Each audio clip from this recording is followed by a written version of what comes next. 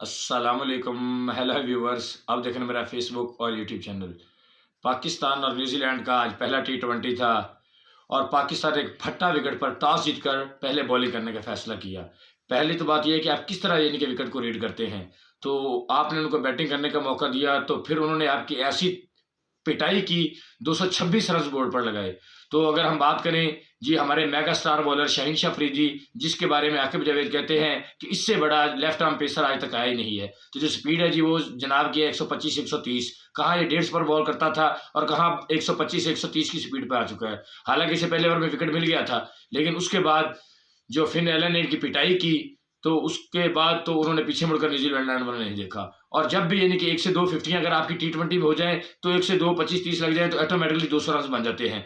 लेकिन जिस तरह उन्होंने पिटाई की, अगर हारिस रऊफ की बात करें तो उसकी भी अच्छी खासी पिटाई हुई। हाँ, एंड पर जाकर उसने लास्ट ओवर में जाकर 2 विकेटें ली, लेकिन अगर आपने विकेटें लेनी है तो वो स्टार्ट भी ले जिसका टीम को फायदा हो। तो अगर हम आमर जमाल की बात करें तो अभी उसे वेरिएशन और अपने यानी कि टी20 में काम करना पड़ेगा। हालांकि टेस्ट में उसने ऑस्ट्रेलिया के अगेंस्ट बहुत आउट क्लास बॉलिंग की, लेकिन वो थोड़ा अनलकी भी रहे। अगर हम किस्मत की बात करें तो वो भी हमसे रूठी हुई है। एक दफ़ा उसने बोल्ड किया तो 9 बॉल हो गई। उसके बाद जब केन विलियमसन का रिव्यू लिया तो वो अंपायर्स कॉल हो गई। तो जो लक है वो भी पाकिस्तान का आजकल साथ नहीं दे रही। तो उसके बाद हम बात करें तो world class spinner Usama Mir की, क्या एक्स्ट्रा ऑर्डिनरी इसने बॉलिंग की है। पहले आप वर्ल्ड कप में इसने खुल के कुट खाई है, रज के मार खाती जिन्हों कहते हैं। अब फिर आपने उसे यानी कि ट्राई किया, इसमें से आपने निकालना क्या है, तेल निकालना इसका। आज भी इसको 4 ओवर में 51 रन पड़े हैं।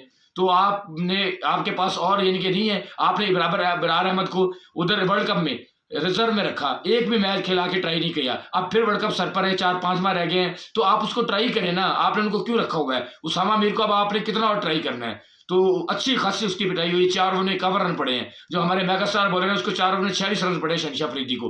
हाँ, अब्बास अफरीदी ने बेहतरीन बॉलिंग की, नो डाउट उसकी इतनी ज्यादा पेस नहीं, 135-36 पर बॉल करता है, लेकिन क्या जबरदस्त उसके पास वेरिएशन है। और जो वो स्लो बॉल करता है, एक्स्ट्रा ऑर्डिनरी किस्म की बॉल करता है।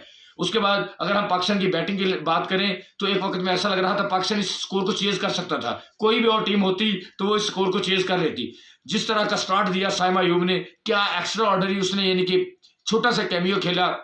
लेकिन वही फिर बात कि लक जो है वो हमारा साथ नहीं दे रही। जिस तरह वो रन आउट हुआ, अभी 19-20 साल उसकी उम्र है और शायद उसे यानी कि काल का पता नहीं चला रिजवान की का, लेकिन उसने 8 बॉलों पर जो 5 शॉट लगाए, 3 छक्के और 2 चौके, कमाल के शॉट थे, देखने के काबिल थे। और स्पेशली अगर हम उस छक्के की बात करें जो वो टांग उठाकर तीसरे टियर पर फेंकता है और क्या वो मिडल करता है, हालांकि उसकी आंखें दूसरी साइड पे होती है, शायद उसने पीछे इधर भी आंखें लगवाई हुई हैं। क्या आउटस्टैंडिंग वो शॉट खेलता है। और उसके बाद जिस तरह का उसने आगाज फरहम किया था, अगर वो थोड़ा अनलकी ना होता, अगर वो रन आउट ना होता तो पाकिस्तान इस मैच को जीत सकता था। लेकिन उसके बाद भी रिजवान ने भी अच्छी बैटिंग की, लेकिन 14 बॉलों पर वो 24 रन बना सका। अगर 15-20 रन और बनाता तो पाकिस्तान के लिए काफी यानी कि फायदेमंद हो सकता था।